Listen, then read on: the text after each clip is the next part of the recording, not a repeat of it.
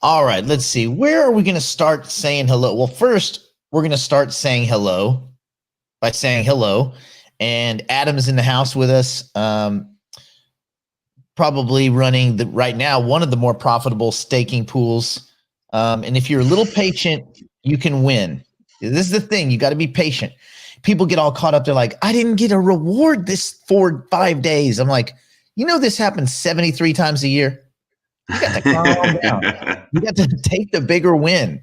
So anyway, we're going to talk a little bit about staking, running a stake pool. But Adam, because he's so entrenched, he's going to tell us what his thoughts were on the roadmap. And we're going to talk a little bit about that and kind of everything that happened yesterday. For those of you that didn't get to catch Cardano 360, so we'll cover that. We'll talk about the epic effing fail that was the Coinlist offering of Casper Labs token. For those of you who don't know, Casper Labs was originally kind of helping Ethereum scale. And then they got to a certain point and said, Ethereum sucks. We're going to make our own mainnet. We're out. They deuced out. They're creating their own mainnet. They left it in the hands of Coinlist to do their token offering. And Coinlist fudging blew it. They blew it in every way you can blow it. I mean, right across the board, total dumpster fire. A really poor execution for a company that prides itself on launching tokens. It was not democratic. It was flawed. People cheated. They were okay with it. The whole thing was a mess. So anyway, for those of you that didn't get any tokens, don't feel bad. You got effed like everyone got effed. And what a trash bag. Anyway, we'll talk about that.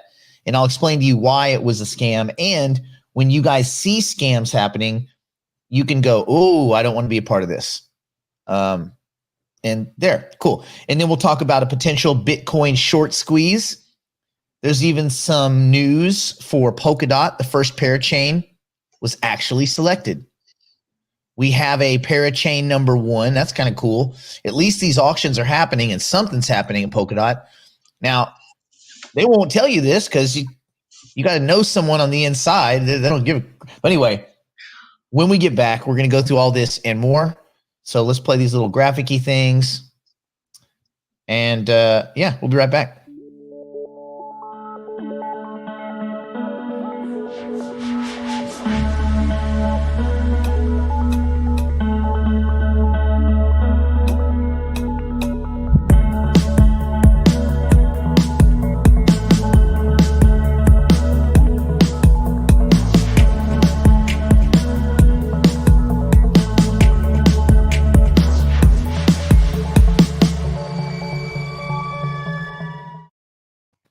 Okay, real quick. Let me say hello to everyone. Let me say hello to Wotech Getting Money, first in the house, Scott and Scott Hill, back to back. What's up to both of you, both Scotts? Bitcoin Candy, of course. It always says this little skippy thing. P. Kelly, Biotech Breakout, Cocktaila, Я думаю, что всё хорошего. Tony Stark, Elapol, Sylvia, Garth, Tom, Scorpion, Skeptical Pooh, Brady, of course. Brady in the house. Jared, Numero Uno, JJ, Patsy, Joe, ¿Qué onda, Joe? Let's see. Oh, Ashley, Dave, what's going on? Dubai Money, Jerry in the house, what up? Al Greco, Ryan, what up, Ryan? Frank, Pablo, Jeffrey, TS. Okay, that's over there. Let's go over to our peeps on the Theta. We got Kingston Dude, Veritax, Cabeza de Termo, ¿Qué onda? SJO, Theta TV, Tracy Turner, welcome to the fold. Biotech Break It on the other side of it. SGB 53, Bimps, Belinda Cook, Spirella, Hits NDC, Wood, HK, Scorpion, of course, Scorps everywhere.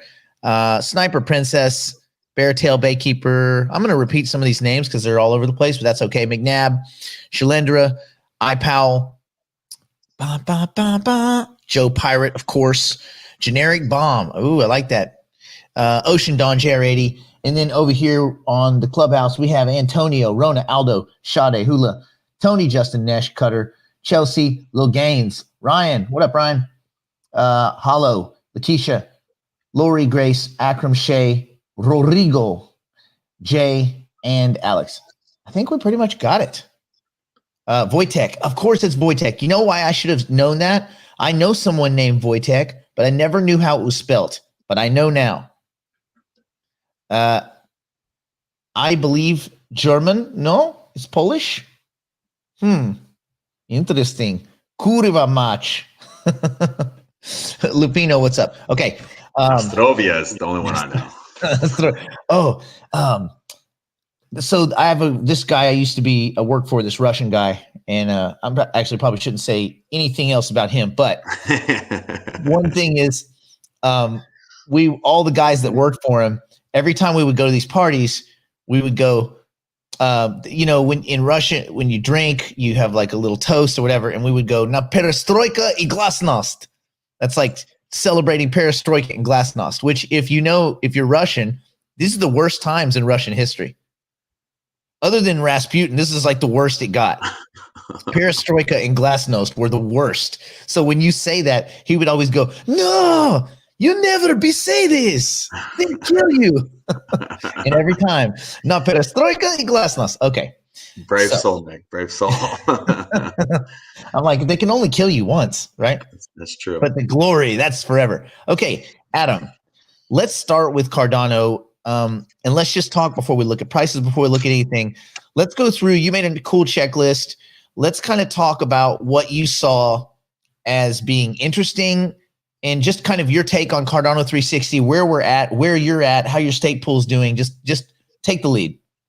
Yeah. So, I mean, I'd say kind of as just a cautionary, Cardano's my favorite kid, but I'm kind of the guy that gets more upset at his favorite kid when he can't throw the ball far enough. So he's really on him. So, I mean, to be frank, I thought it was pretty underwhelming, especially with some of the hype from Charles. The partnerships was almost non-existent. The people they mentioned, I didn't see much there. Didn't see really any update on Africa. The rollout of Alonso was even later than I think most were hoping. And the weird thing is that I expected the price to be ran up before and then sold on a just, kind of nothing burger, as you say. And it did the opposite, which I don't know what people are reading that I am not. I mean, one thing that seems most optimistic is if you're going after Fortune 500 companies, I really like what they're doing with Yellow of being able to take, any of your C++ programming, basically what you already have in your database, and to be able to convert that to smart contracts on Cardano without having to learn Haskell. So, that sounds good. There's not a timeline on that, but I think if that's who you're going after, if that's a demographic you're going after, that's a great feature to have to separate you. Other than that, I mean, I went through a lot of the notes. I like their planning. I like their, foresight. It's just gonna take time. It's gonna be kind of a slow mover. And I think I was also so excited because I think right now, these next 4 months, while they're still not live, is maybe the most prime time to really take some Ethereum market share, to really bring in some dApps. But, we're still kind of in the waiting game mode. I mean, it'll be nice that the test net for Alonso is going to launch next month. So probably, in April, beginning of May, they said. And so that'll be nice that there'll be a test net for smart contracts, and we'll see who actually is building there, and that'll give some insight. But, it's still a bit of wait and see. What was the best thing? I mean, obviously, we finally have a hard date, end of July, early August. What do they want to lock code by end of June, right? End of June, yeah. And I like that they show they already have a Uniswap clone. That's nice. I can see how they're bringing this all together, and it does have great foresight. So, for example, if you're 1inch, let's say, and you want to have a 1inch clone on Cardano, but you want to have your transactions done in where you're paying fees with your 1inch token. Oh, that sounds sweet. Where you're not beholden to sell your ADA if you don't want to, especially with some price appreciation. So, I like where they're heading with setting themselves up to have really minimal transaction fees. But, we're still kind of waiting while there's other competitors moving fast, How palpable was it that they did not say anything about this deal in Africa? I mean, nothing, especially when they talked about, oh, we'll talk about partnerships later. We'll talk about partnerships later. I'm like, It was okay, that's gotta nothing. be nothing. It was the guy that looked like David Griffith. It was the guy that looked like the dad on Family Guy. Yeah. Yammering on about some, I mean, if we're being fair, some BS that no one really cares about except a couple of people that are in the tiny, obscure little area that he's talking about. And I get that these are, I think Charles is really good at connecting with people. I don't think any of these other people are good at connecting with people. That's a good point. And I mean, and some of the nice relief that I liked in the crypto spaces, there's just less of that corporate fluff, you know, those 3-letter acronyms and all that. But I mean, some of those guys on the call sound a lot like corporate fluff. Like when they're just, you know, talking about partnerships, I'm like, man, he spent 10 minutes saying nothing. Like there was just a lot of nothing in there. And so, you know, we're a little bit back to hoping, you know. That could have been a 12-minute presentation. Man, it needed a summary. It needed. Well, listen, it we needed just some summarized it. We just summarized it in 4 minutes. Yeah. I mean, if you're not into that whole brevity thing, man. Yeah. So Alonzo, so here's the deal. They're going to lock the code in. They hope to lock the code in June. Worst case, late June. They hope that the full launch happens. The fork. Well, it won't be a fork for us, but the kind of technical fork happens late July or early August. And then there's probably a 2-week potential window when or if Coinbase, apparently he kind of threw that in there. Now, so if you're looking for Alonzo, I would say worst case, 2nd week of August. And that's what you should put your mind on. That way you won't get to the end of July and be frustrated when they go, Coinbase is going to need another 2 weeks or whatever. So what? So no matter what happens, it looks like they're pretty dead set on getting this thing launched, public and viable 2nd week August. That's cool. We're still in the summer. To me, that's good. I think the price, now we're in trouble. My guess is there is nothing now to move the price. Not in any reasonable way until there is some, I don't know, this Africa deal that may or may not ever happen. What, Ethiopia is entrenched in civil war now? What's the likelihood of that deal happening? Yeah. I mean, and the way they talk with so many stakes in the fire, where's some other options? Give us, some other partnership that you've been putting so much time and working on. I need more cowbell. I'm going to be honest. Yeah. I need more cowbell. I agree. Now let me ask you this. Let's talk a little bit about D-Day. It's kind of a big deal, right? The first fully decentralized project on planet human, and the most decentralized, the most staked. And what is it? March 31st? Is that it? Is that the day? Is that the day that we go to full decentralization? Yeah. So I think that was it. March 31st, and then there's no more blocks made by IOHK.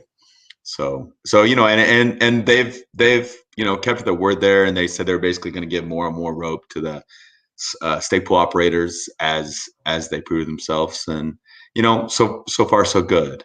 Can you explain to people, just super simple, what is staking? Yeah. So this is always fun. I always kind of will throw a different metaphor in each time, maybe. But so let's see. To give a go at this time. One thing is that you hold a token. Let's talk about it from the token holder's perspective. So that you hold a token, and that you never, whenever you're staking, you're never sending your tokens to someone else. That's always a common misconception. You're not sending it to a stake pool. You're not transferring it. It's not like how when you transfer it from an exchange to your own wallet, it's not leaving. But what you're doing is that you are pointing your stake, your tokens that you have, to a stake pool. And so what that does is that helps verify the network, and then it also gives some more, well, I could say decentralization by having a large amount of stake pools ran around the world with delegators delegating their stake to verify various stake pools that are also around the world that are on the network. And then the stake pool and the delegator are rewarded for, you could say, really, authenticating the network with that pointing, with that delegation.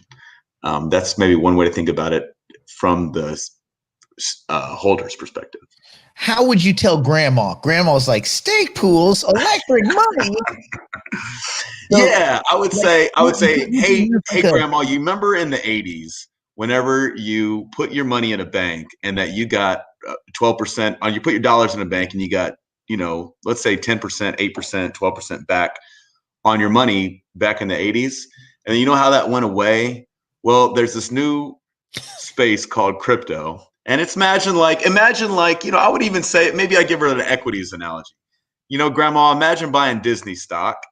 And then with that Disney stock that you have is that you can actually get more Disney stock over time by doing what's called staking.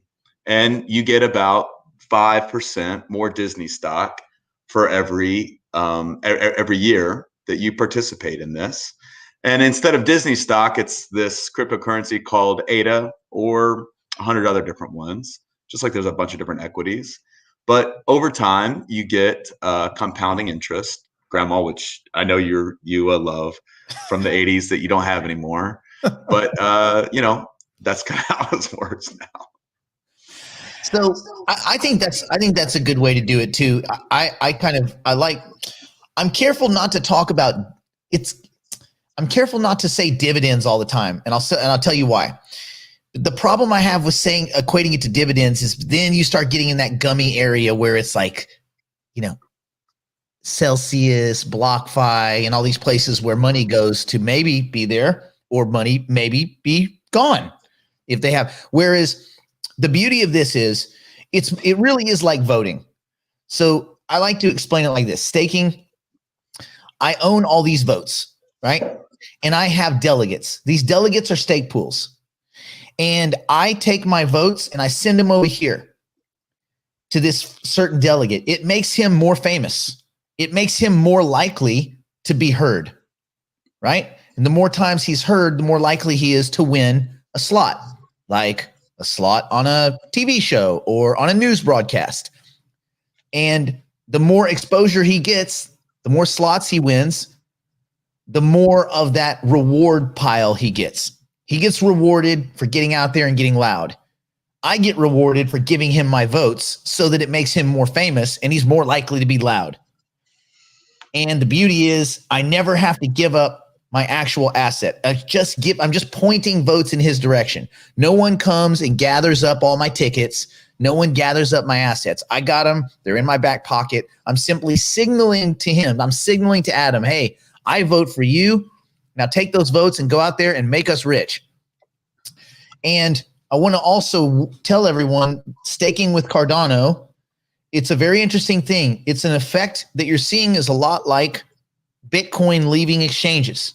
I don't know if you guys are paying attention, but Bitcoin is leaving exchanges fast. Billions of dollars a week are going away. This week alone, up until now, from Monday, $6 billion has left exchanges in Bitcoin. Gone, poof, right? And why is that interesting? Well, it's interesting because it creates a volatile market, but it also creates a vacuum upwards. Well, this is happening with Cardano as well. So many ADA tokens have been staked. And I actually wish they would add some little thaw period so people couldn't just exit. But so many Cardano have been staked tokens that there are very few, relatively few tokens left. If 80+% of the market, the available token supply has been staked, that means that there's only 20% free floating. So when you look at that market cap, you got to go, whatever that circulating supply is, only really 20% are available in a variety of exchanges, meaning it creates a status of illiquidity. And that illiquidity, while it's net positive for the token, don't think that comes without volatility, because it certainly does not. Look how volatile Bitcoin has become And that'll get us into, as we roll into our discussion, talking about this Bitcoin squeeze that my guess is going to come, and it may come the next 4 or 5 days. That could get ugly. It'll be ugly if you're short. Let me tell you right now, if you're short Bitcoin, you're a dummy. You are a dummy. If you wanted to short it at 60K, I get it. You want to claw some back. I wouldn't, because I'm not a retard. But you want to take a chance? Awesome. But if you're shorting it now, you're a dummy. That's spit right in the wind, you know. Oh man, that's whistling past a graveyard. That's peeing on an electric line. We can just go all the way down the list of metaphors. Trying to pick up a dime in front of a cement mixer, like whichever you want to go, you're going to get your face melted, and it's going to get gross. So there's a lot of people that are margined and that are leveraged. They're short. Well, this options expiry that happens today,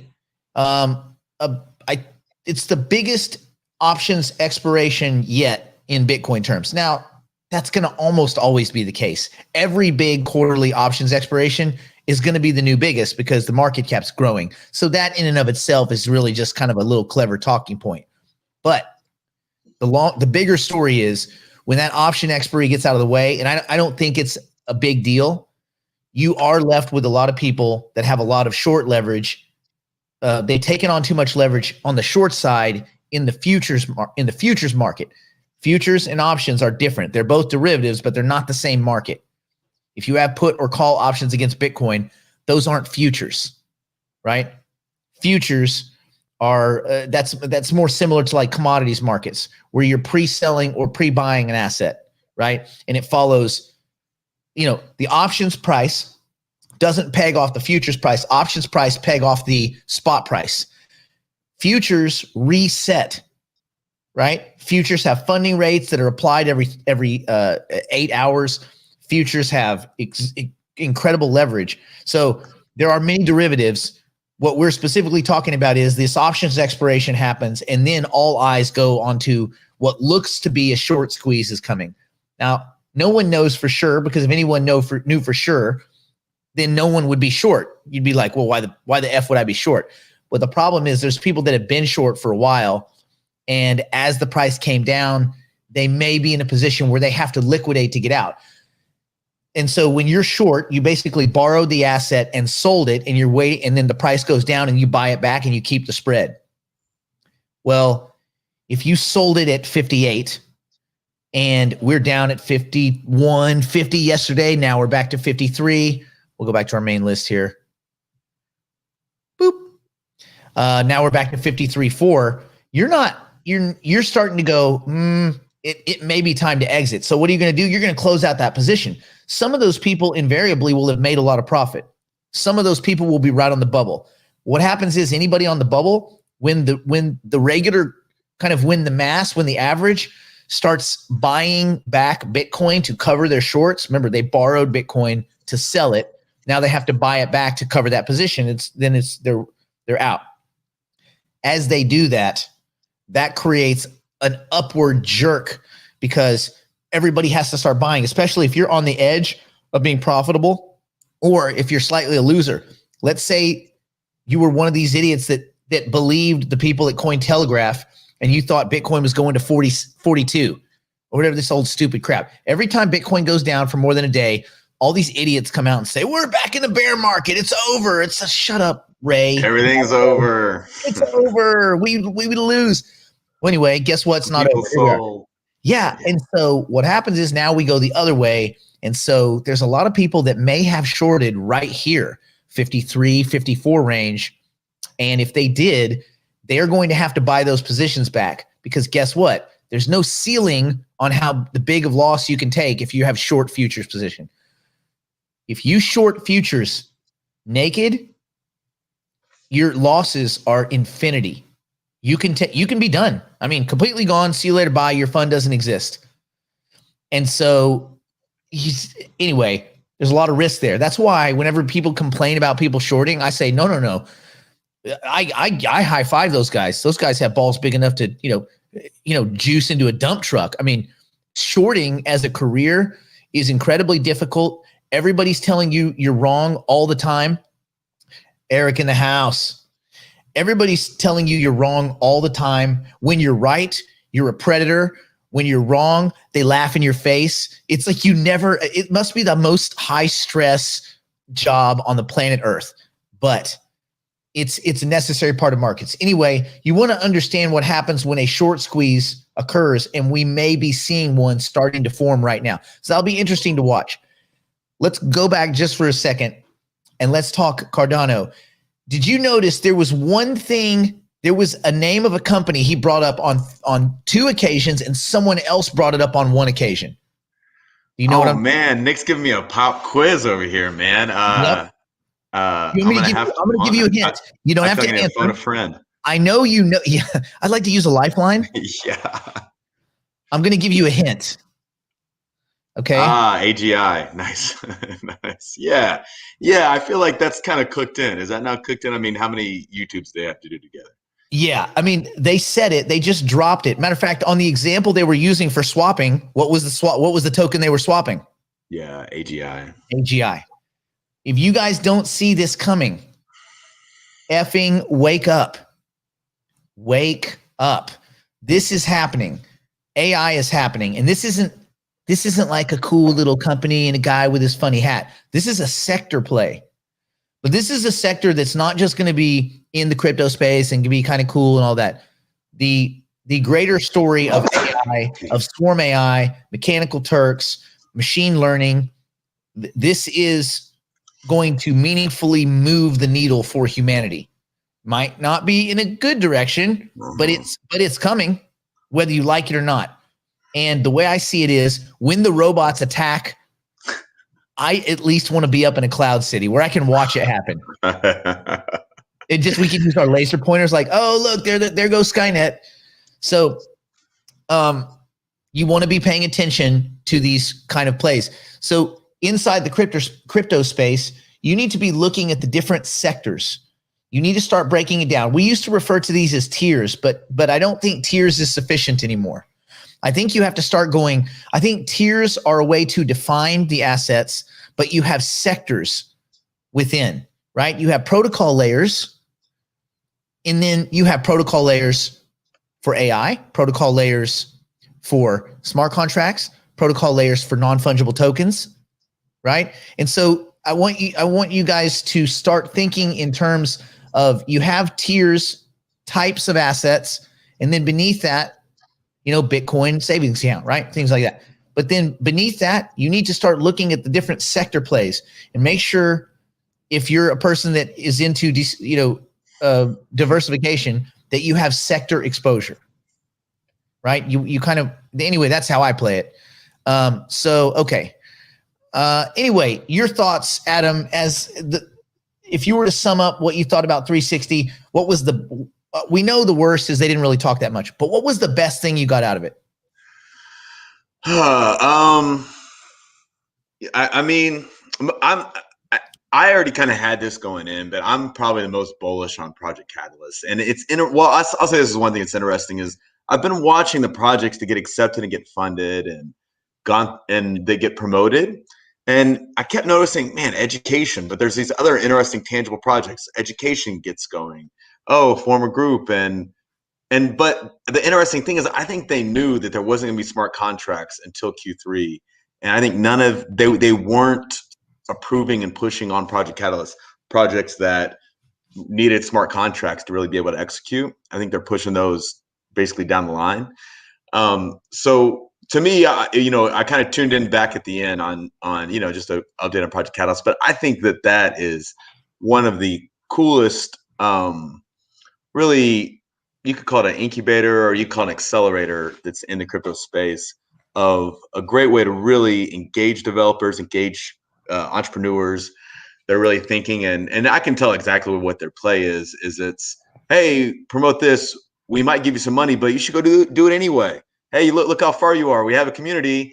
Only 10% will get funded, but go do it anyway. And it's smart. It's brilliant. It's hey, I've already put this plan on paper. Maybe I'll just start executing with some other people and have a community like that. So, you don't see too many companies that also have their own accelerator within the company that has this much life in it that's just, you know, not horribly faked by just putting groups and teams. So, you know, that's one thing that keeps me a bit bullish on the project and where they're headed. It's a unique differentiator. Can you, and then let's finish out this ADA talk with one thing. Can you explain, as a stake pool operator, the basic breakdown? This occurs every 5 days. You get your rewards, like just the basics someone would need, because I know one of the questions we had was, can you do this with, you know, like if you're on an exchange? So what are the basic rules for staking and you know, kind of from your perspective? Yeah. And then I saw Al Greco said, yeah, can you do that while it's on exchange? So really the best way I guess I might say even the truest way it's built in with Cardano is to download Daedalus. You can just Google it, make sure that you're on a Cardano link, and then you can download Daedalus. And so basically it's just a application that'll run on your desktop or laptop. And then you're going to save your primary keys just like you would a ledger. Those can be critical. Write them down. Never put them on the interwebs. And then transfer. When everything's set up, I would transfer a small amount to your Daedalus wallet, stake it. Make sure you're comfortable with that whole process. You know, with about 1% of your ADA. And then when you feel good with Daedalus being on, and you have your backup phrase words saved, then I would, you know, transfer the rest onto Daedalus, and from there you can choose any stake pool that you'd like. There's 1,800 now to then stake to then get your rewards.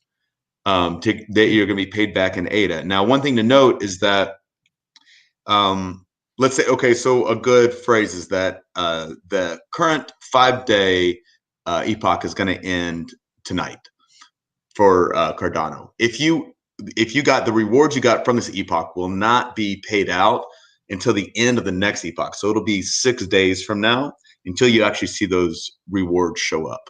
But that's basically how it works. And then from then on, every time your stake pool produces a block, you get rewards every 5 days, but they're always backdated epoch prior. Did that? I hope, and keep asking questions so I can keep clarifying. So, okay. If I stake today, right now, just before this next one rolls over in a few hours, that's great. When can I expect to see in my wallet some actual monies? It would be 11 days. So that's a big misconception is that whenever you stake in the middle of an epoch, you're actually not truly staking until the next one starts. So since we're at the end of this one, it won't start until Friday night. And that's when you actually start to have where you have the possibility of earning rewards. So that whole epoch will go on for 5 days.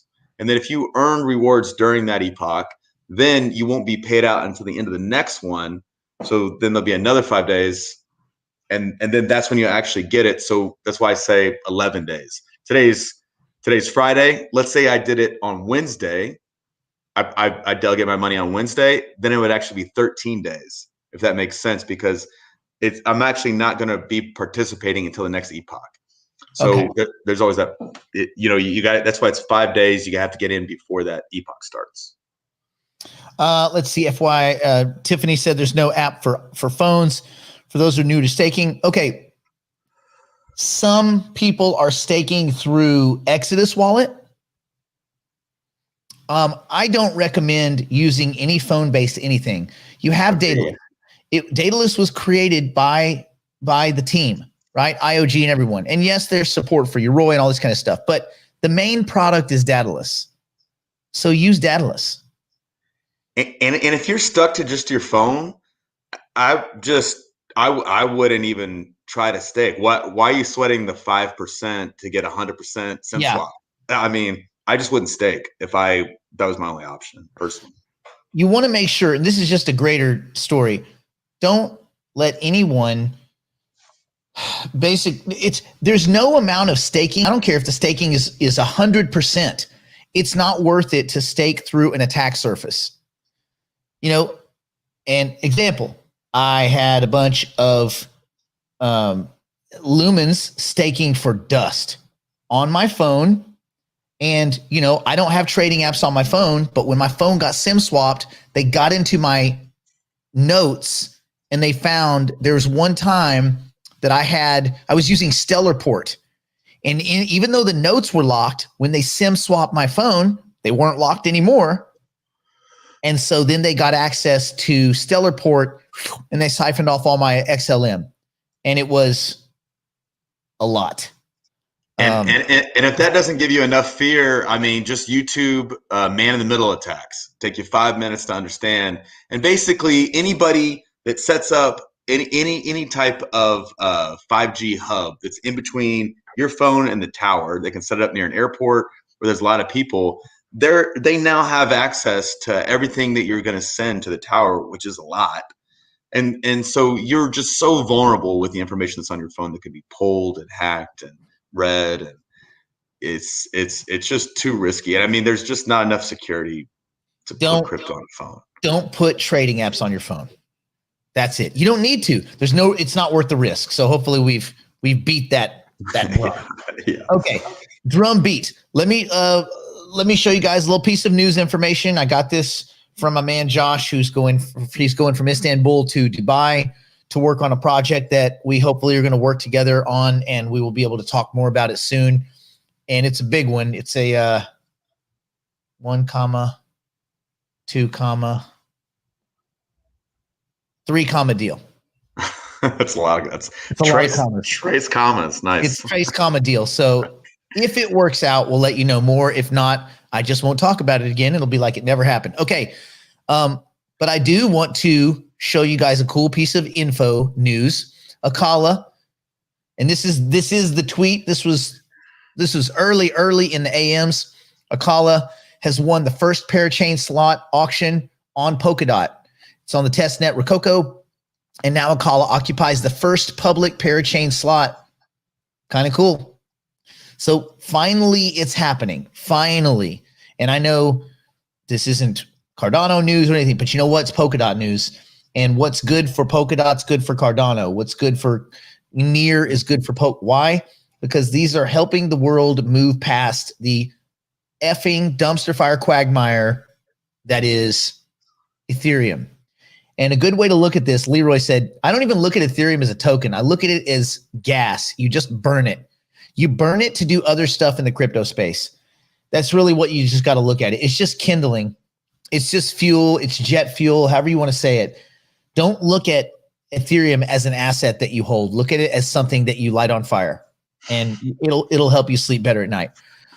But this just is a greater question. Hopefully we start to see more innovation out of Polkadot, more parachain slots being auctioned, more winning, more. I mean, and we can finally build this kind of thing. All right.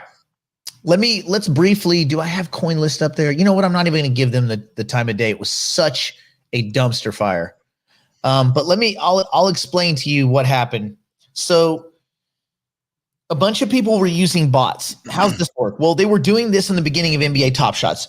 They basically ran a token sale the way NBA Top Shots runs a pack distribution. Okay. So first thing they did is they said, and by the way, if you guys have any questions, so you can stop my incessant droning, just ask a question and we'll get to it.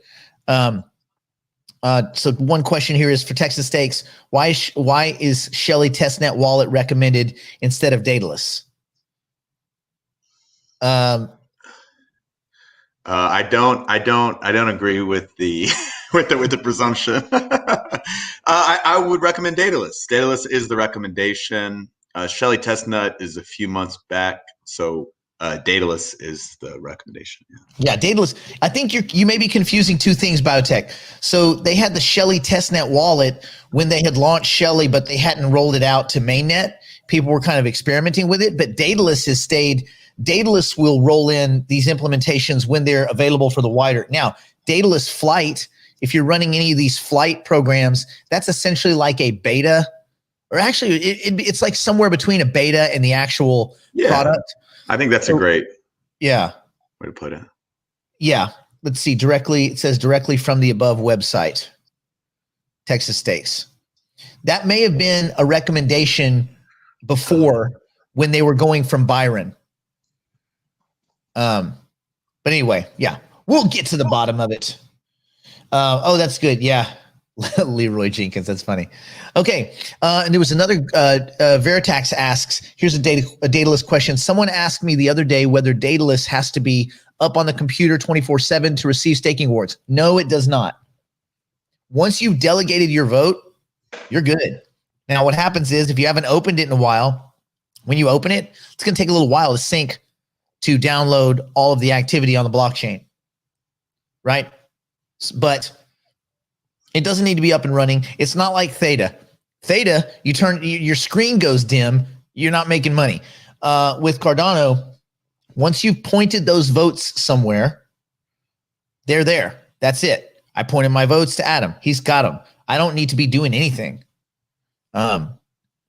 except drinking coffee. That's basically all I do until my heart stops. All right. And then my cat inherits my kingdom. Okay.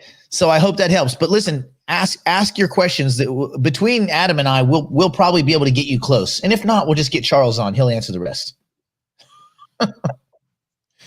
You know what's funny? Charles actually told me, actually said it. I would love to be on Crypto and Coffee. Contact Ron. Ron will do this. Ron will do that. You know what Ron doesn't do? Ron doesn't answer an effing email. That's what Ron doesn't do. And I know that the problem is now Charles is so freaking busy. I don't even want to reach out to him. I'm like, fine. Yeah, and it's funny now because I follow Charles on Twitter and I see he does that same Ron move to other Twitter people that ask for the interview. The Ron move is the move you get when he doesn't want to talk to you. Yeah, you got it. You're just getting Ron over there. I'm like, how many million Cardano does a guy have to get 5 minutes of time? Doesn't work that way. Yeah. Doesn't work that way. Yeah. Okay, so here's the deal. And by the way, Adam, he'll make the update. I'm guessing that was between Byron and Shelly, where you were recommending people have the Shelly wallet. Yeah, I see where he read it on my wepsite, and I'll get that copy updated. F Ron, that's right. No, it's a different Ron. It's not the Ron over here. It's Charles. Apparently, Charles Hoskinson has a Ron too. Now that would be funny if that was this Ron. I would club this guy with a baby seal. I would take a frozen baby seal and club Ron with it. All right. Okay. So good. Aztec, good to see you too. And Crypto Gamer 420, Harry, good to see you. Good to see you. T Caldwell, also good to see you. Good morning. Okay. Let's continue. So real quick, talking about the Coinlist fiasco. What they did is they ran it like NBA Top Shots. Everybody did all their documentation. They got verified, validated, whatever. You're supposed to push some cash over to Coinlist. Great. I did all that. There were 3 tiers to this token distribution. Coinlist. Yeah, God. What a god darn dumpster fire this thing was. So tier 1, they were doing 800 million tokens. It was, you could put between $100. Let me back up. The price per token was 1.5 pennies, 1.5 cents. You could put between $100 and $5,000 and you would get that amount. So the idea was an hour before the actual sale, you would go in a waiting room. Now, why they didn't just take everybody that had signed up and give them an even distribution, I'll never know. So what instead they did is effed everyone. They made this waiting room. You go into the waiting room, you wait. We're all supposed to be equal. And then at the moment that the sale starts, they assign everyone a random number. And then anyone that wasn't in the waiting room, they're behind all the people that were in the waiting room. And then they too get a random number. Well, so what did people do? They wanted to have basically more lottery tickets, right? So they ran bots that opened up hundreds and sometimes thousands of browser windows and signed them in from different IP addresses, which you can do. You can rent that service for like $80 a month. And guess what you got? Just like the same way that people were perverting NBA Top Shots. Oh, surprise, surprise, you got an allocation. What happened on day 2? The same thing, only day 2 was even better because now day 2, so there was 800 million tokens that went on day 1 between $100 and $5,000 allocation, and it was at 1.5 cents. Day 2 was 2 cents per token, 400 million tokens, but The minimum price investment was 50,000 US, maximum 250,000 US. Well, let me tell you what they did on day 2. I was in that group. I was waiting with my $250,000 like a dumbass, thinking I had a chance because I was there 40 hours earlier because I left my browser window open the entire day and a half before because I wanted to get in this one. Well, they booted us.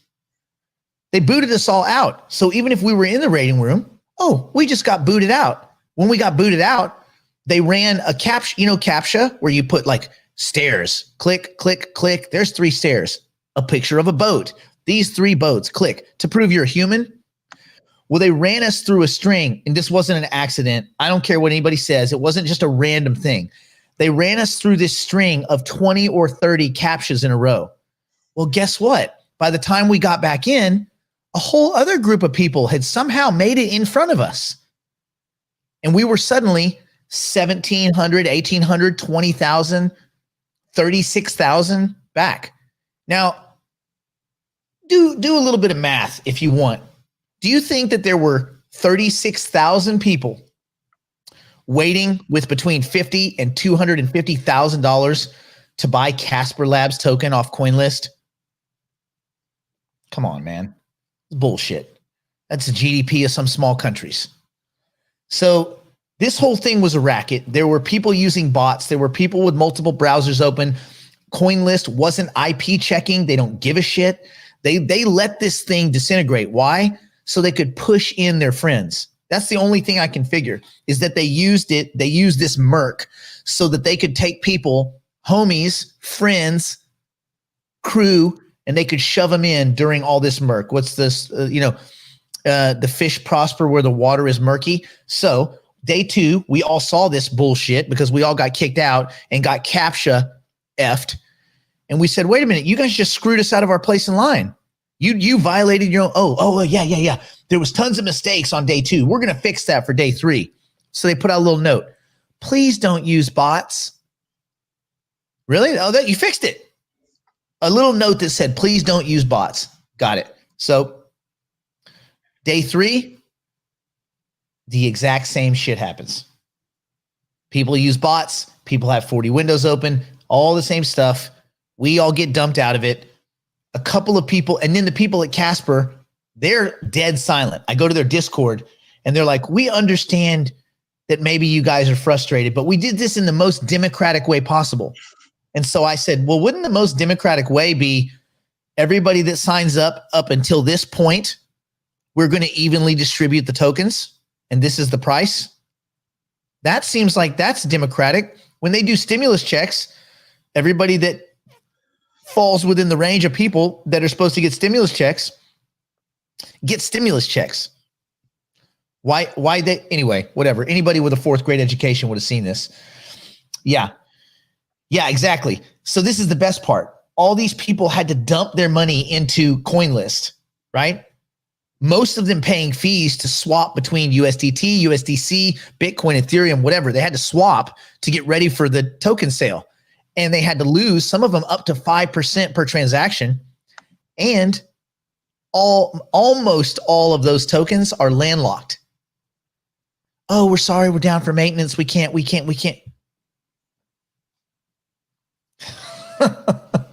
Anyway, this is something that Coinlist, I hope, will take to heart. But the greater, I'm not actually even mad at Coinlist. They got overwhelmed and they're just not that smart. They're not listen, if they were out there building new ecosystems, they'd be out there building new ecosystems. That's not what Coinlist is. It's a little bitty site. It's not much better than MT Gox, and they got over their skis. They took on a little bit too much. This was a very poorly done, poorly, really, Bush League, junior high, elementary school level token distribution. But that's not, I'm not even really mad at them. I'll tell you who I'm mad at. I'm mad at the people at Casper because they sat back and watched this crap happen and they were okay with it. How do I know they were okay with it? Because I was in their Discord last night. And guess what? They don't give a shit. The people at Casper Labs, They don't give two blind shits about this. As far as they're concerned, they all just got paid. So it started making me think, well, wait a minute. If you guys they already screwed Ethereum, right? They bailed on Ethereum to do their own mainnet. Okay, cool. I get it. I'm guessing Vitalik and the slowness of their kind of developers could frustrate people. But then they just bailed on the investors because they made it a lottery. You know what happens to lottery winners almost always? They lose. Sudden wealth effect. You don't go get financial advice because dude won a lottery. So when you create a lottery and you hook up your friends, to me, that's cheating. You cheated the system. You cheated people that have been following Casper Labs for a long time. That's a sketchy move because that's a slippery slope. So let's say you're a cop and this person's speeding, you pull them over and they're like, hey man, I really got to go. Here's $1,000. I mean, it's only a speeding ticket, right? It's like, who cares? You take the $1,000, right? The second you take that first dollar, you're dirty. You're fucking dirty forever because then it's a sliding scale. It's only 5,000. It's only a couple of, someone else would have smuggled that cocaine. I mean, what's the difference, right? 1 car, 10 cars. You know what I mean? And so it's like, once you cross that line, oh, I'll let people cheat. Okay, well then you'll let people steal. And if you'll let people steal, you might just sit back on your money and not do anything. Or you might leave gaping holes in the code. You might let people get punished. You might let another DAO hack happen. Let my money go. So it eroded for me. I don't fucking trust anyone at Casper Labs. And they're like, well, it wasn't us. Bullshit. Because if I go to Adam and I go, Adam, you're going to run my token sale. And Adam pulls some shenanigans. And this is over a period of days. At some point I come in and I go, halt, freeze. This is not going the way we want. We're going to push pause for a week. We're going to figure this all out. We're going to regroup. We're going to make this right. We're going to make everyone that was burned. We're going to make it right. We're going to make sure people weren't using bots. We're going to do our due diligence. Because if you can't even fix a fucking token sale, how are you going to run a mainnet? And it isn't enough just to say, well, it wasn't us. It was them. It's not like we did it, bitch. You did do it because you gave it to them and you watched this fucking dumpster fire go for days and you let it keep going. Then they put a little note last night. We realized that on day 1 and day 2 and day 3, this was a total fucking cluster mess. We're going to have an option 4. Stay tuned. Fuck you, Coinlist, and fuck you, Casper Labs. Yeah, anyway, a world of just no ownership, nobody just, none. Hey, you know what? I missed it. I'm gonna do better. I'll try to make some retribution, right? Yeah, just a real fail. And so I was really disappointed. So I think the people from Casper Labs should have gotten out there and said, listen, we realized this was blown up. This was a mess. We are going to untangle it and we're going to make everyone whole that wanted to support us. Right. Because they didn't just screw the market. They screwed their own supporters. The people that are willing to give them money for vapor. They haven't launched their mainnet. They haven't launched shit. They didn't help Ethereum. They didn't do nothing. Dude, it's smoke and mirrors. If you're selling me wolf tickets and then you fuck me on the wolf tickets, go fuck yourself. I'm gonna run that token into the fucking ground. I'm gonna short it. I'm going to play it every way I can. I'm going to get everybody I know that knows how to wreck that thing with leverage. I'm going to toast these motherfuckers that have their lockups. I'm going to short on the eve of every lockup. I'm going to make it my personal mission in life to fuck this token. No big deal. It's like, who do I know? I mean, I probably don't know anybody. Anyway, but you know what? I'm also open to the fact that they could come forward and they could say, listen, we realize this was a mess. We're going to fix it. And then that's fine. But you got to own up to your mistakes. The one thing I keep coming back to Cardano, I love Cardano because at least when there's a mistake or when things slow down, Charles comes out and says, culpa mia, we're going to have to take some extra time. It's going to take some time. He has some public outreach. I don't like these companies that hide and then they go, well, it's not us, and they blame everyone else. And no, dude, take responsibility. Once you take responsibility, I'm cool with it. but you got to take responsibility in a public way. Yeah, like, I think they could have easily, like, with all the crypto scams that have been on since forever, I think they could have easily said, it's Twitter's fault, it's YouTube's fault. But I appreciated how they took an active role of, hey, we're in this space, we're going to put out some, public information and keep posting to try to help out these scams. Even if Twitter and YouTube won't help us out, we'll do our part. And, I appreciate that attitude of, hey, well, we're going to do what we can. Yeah, in Malfest Europe, yeah, they should have closed registration once they knew the tokens were sold out. That's the problem, and that's where Casper let Coinlist go on too far. Casper let Coinlist screw this up, and again, it's still their fault. It's your token sale. This is now how we talk about Casper. We're not talking about their mainnet. We're not talking about all the cool things they might have done. When you hear Casper Labs, you know what you hear? Oh, those are the dudes that shit the bed with their token distribution and fucked 500,000 people. That's all you remember. You don't hear a story like that about Near. You don't hear a story about that about Polkadot or Cardano or Avalanche or Cosmos. Isn't it weird that you don't hear that story anywhere? Except that's what you're going to think. And the public perception of these projects is pretty important. Anyway, we'll see. We'll see. Okay. Real quick, are there any notable things? There is some notable stuff. Yeah, Bitcoin's up. Great. Whoop-de shit. Ethereum is up. It's over 1,500. Cool. Cardano, it's up about 10%. It's weird. We got that after effect. I don't know why, but here we are. Polkadot. Polkadot's starting to move again. Theta seemed to bounce back up. It's not back in the 14s. It's still doing great. VeChain is starting to climb again. It's up 8, but this is basically part of the greater story that Bitcoin is up and everything's up with it. But there are a few standouts, and I'll just point those out and then we'll call it a day. Standout number 1 is Flow, up almost 15%. Graph token is starting to move again, 13.5%. If we're not in double digits, I'm not even counting it yet. Fetch. That's another AI play. It's up 12%. Audio, anyone? It's up fucking 40%. Christ on his cross. This mofo is moving. Yeah. Adam, are you in audio at all? Are you a fan? Man, I wish I was. I've been even following it and watching it, and I love the play. I'm just not personally in it. I would. So this is one, I owe this one 100% to Leroy. When I first looked at it, and it's weird, we can't be right all the time. And at first I was resistant because I was like, decentralized radio, Spotify, like, who cares? But I realized I don't listen to the radio. Like even when I'm driving my car, I don't listen to anything that could get me in a car wreck. I don't want to have any external stimulus, even music, because it can kind of lure you into a coma or whatever. So I don't listen to music. Nothing, right? I feel like you need a PDA that driving 120 can get you in a car wreck. Yeah. Well, there's that, right? And so I don't want any extra stimuli. The road and the feedback is enough. Fair. But Leroy was like, no, look at it again. I'm like, he's like, no, look at it again. And he browbeat me. And I said, okay.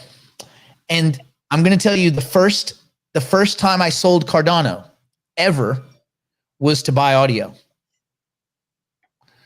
And that's been a pretty good play. The staking is really good. And I know a lot of you had staking questions. How do you see your staking? Okay. The way you see your staking, I'm going to show you because this is important, and we'll leave it at this. Anyway, it's the big winner today, and the second place big winner is AGI, which is up almost 30%, which Gortzel, AI, Singularity Net, kind of putting the pieces together.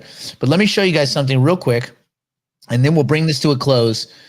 Let me share, if I can share the window. I had share screen, application window. No, not that one. Fetch. Here it is. Boop. So let's see if we can see that. Okay. When you stake, and Jerry and I were talking about this a lot yesterday, when you stake audio token, you see these rewards, 35%, all this, you think, oh man, I don't know about that. Well, when you look at the main screen, it's kind of hard to figure out where are the tokens. Where are you? How do I see what I get? Where's the money, man? Yes. Oh, you lost tokens trying to stake. Well, if you get used to using MetaMask is all I can say. Get good with MetaMask and everything else gets easy. But I finally found out how you can actually check your rewards. And the estimated annual reward is not very clear. 35%. You're like, well, wait a minute. The platform is 20%. It's a mixture of staking and essentially inflation, new tokens created to support the growth of the network. And in and around that, and tokens that are released. In and around that, you get a number between 30 and about 37%. Okay?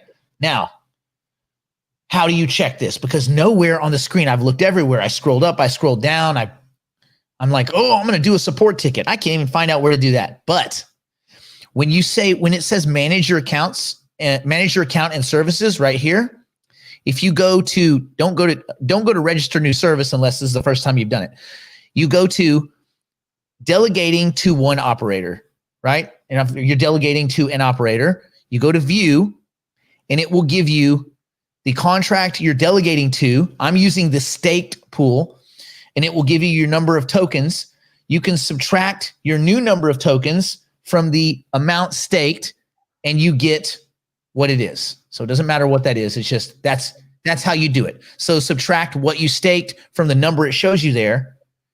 And guess what? The rewards are right on the money. I did the math and it's like almost 30% and it's weekly.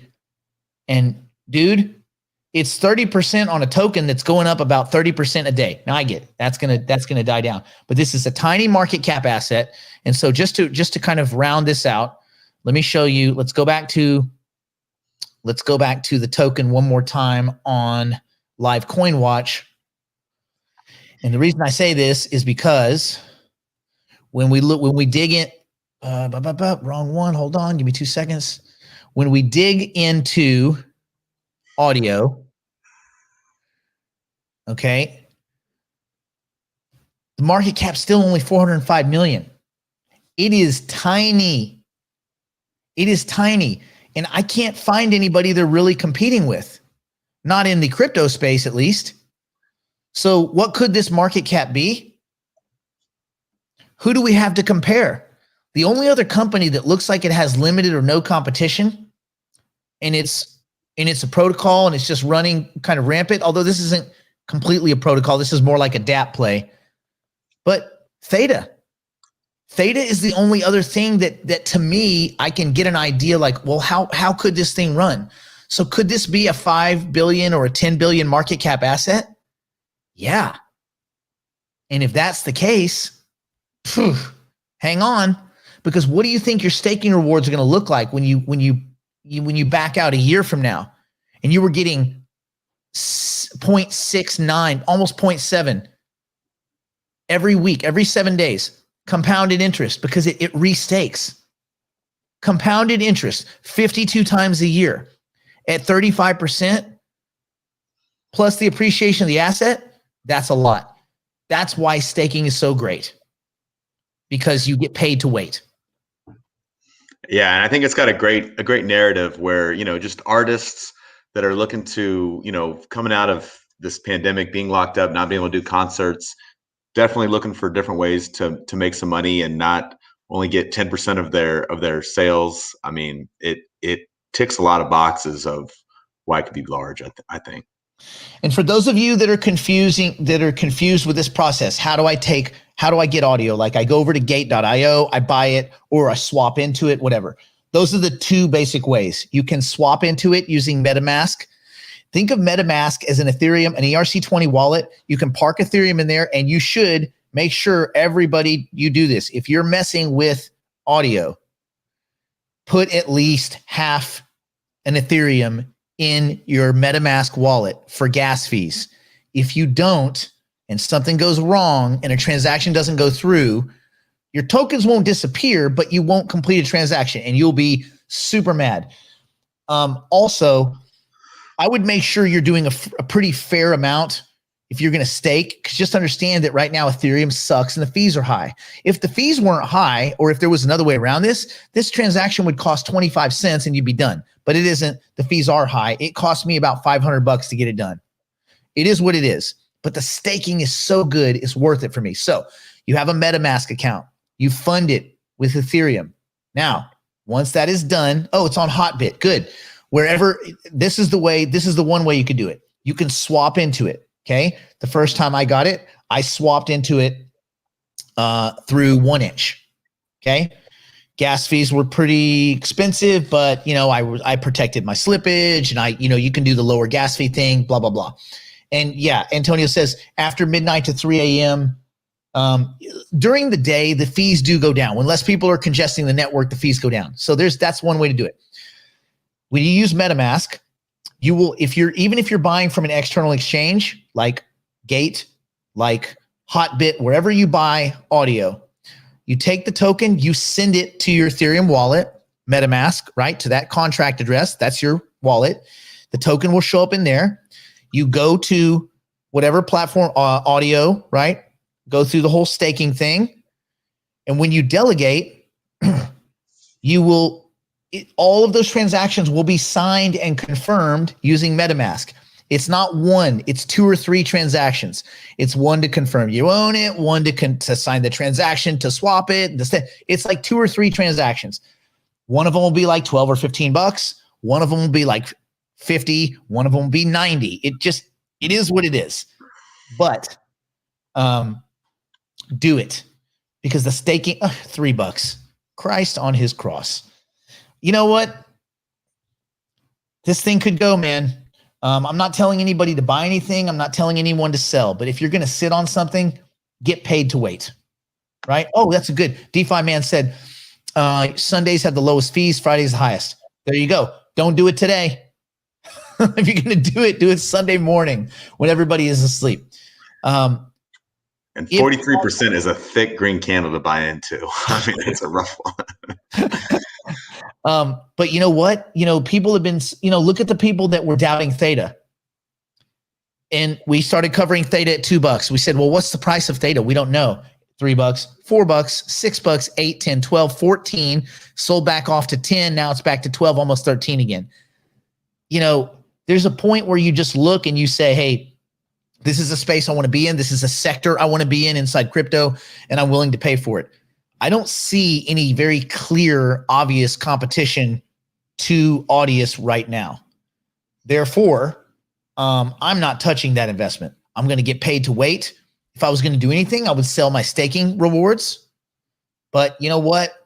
At a compounded, at 35%, that's compounded week on week, that's a lot closer to like 42% when you do the math.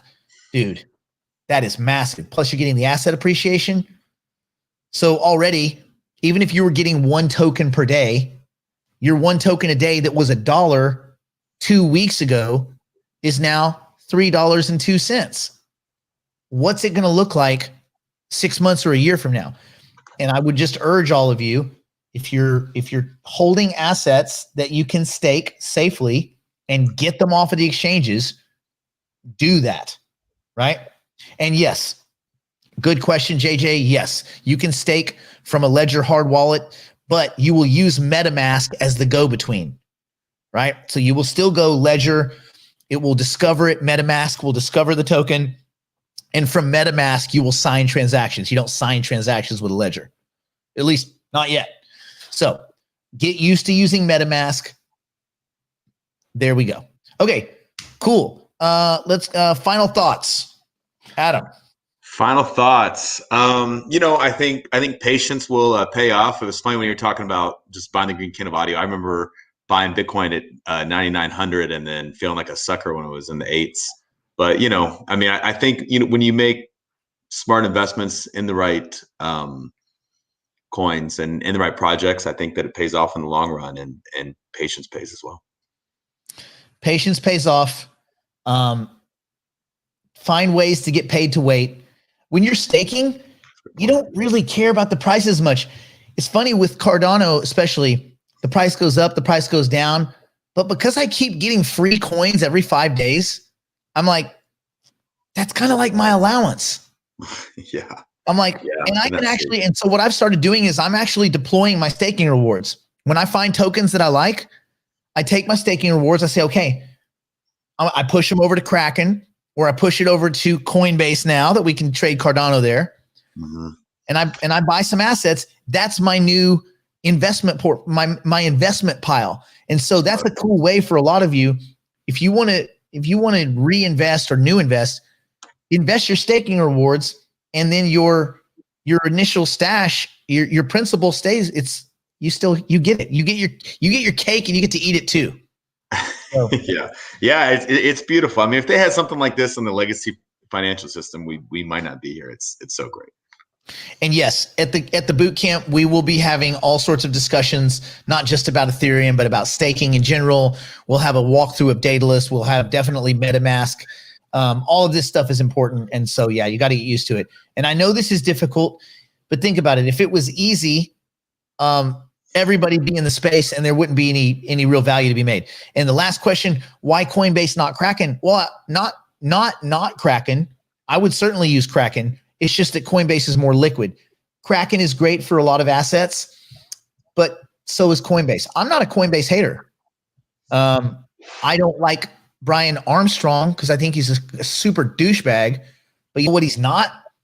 He's not a thief. And I'm not so sure that I can say that about CZ. That's why Binance doesn't come into many of my conversations. Binance Chain is scammy. Most all of their projects are Pancake Swap, Burger Swap, fucking goose eggs, and all that. Nope. All right. Adam, thank you so much. Let's do this again. It's always great having you on. It's great kind of having a perspective of someone who's kind of in the trenches as a stake pool operator. And could you give like a piece of advice to anybody looking for a stake pool? What would be like just a quick piece of advice that they could use if they maybe this weekend they're looking at stake pools and stuff? What would you recommend? Yeah, I think the first piece of advice is just look for the name called Texan Stakes. That's the first time. That's where you start. I'm just so I think one is I would look at you can see the earnings that they've had since inception. You can see how long they've been creating blocks. I definitely wouldn't pick any pool that's only been up for a couple months. So going back, the other thing, you don't want to be anywhere near saturation, so you want to keep it below about 20-30 million as far as the top. And I think it's also good to diversify. You can, one cool thing about Daedalus is you can have it in 3-4 different stake pools. Just create different wallets pretty quickly, and you're good to go. And then, I think you probably want to see a delegation that's probably somewhere above 100K ADA. I think is a good safe amount that, this pool is going to be around and has a little bit of cash. Bam. And real quick, DeFi man, CZ refunded some that got ripped. Yeah, but they were the same projects that he was the one that promoted. Then he went back and erased his tweets on the other ones. And he's left a good 20 or $30 million of people just out there hanging, which is nothing. That's dust to Binance. But the problem is he's starting to realize that he can't start writing every check. He used to cut every check. You notice those, your funds are SAFU. Those tweets aren't coming as fast as they used to. And he started to get quiet and he started to erase tweets. This whole DeFi thing, he went balls deep into it. I think it was a huge mistake. I think they lost a lot of, they lost my respect. I think people look at Binance and Binance Chain as a bit of a joke. And it doesn't mean you can't make good money there, but just understand that you're buying into nonsense and whimsy. If you're okay with that, vaya con Dios. And on that, don't do anything that my poor insolvent drunk, strung out a mess, smoking water grandmother that's high on crack and coke. Yeah, she actually takes crack rocks, sprinkles coke on top of it, melts the whole thing, eats it. Grandma.